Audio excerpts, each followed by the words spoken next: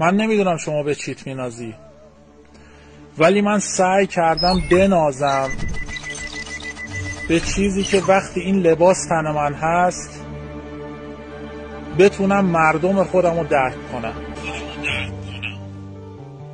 وقتی این لباس رو تنم کردم سعی کردم بتونم اندازه خودم برای عدالت یه قدمی بردارم. سعی کردم وقتی این لباس تنم هست باندبازی و پارتی بازی رو بذارم کنار. سعی کردم وقتی این لباس هست پدر و مادرم رو یادم نره، فراموش نکنم از چه خانواده ایم.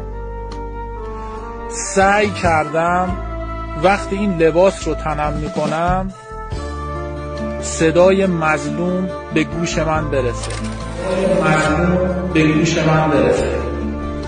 من به اینا سعی کردم بنازم و در آخر سعی کردم در حد و اندازه خودم جوانهای مملکتم رو درک کنم. یا علی.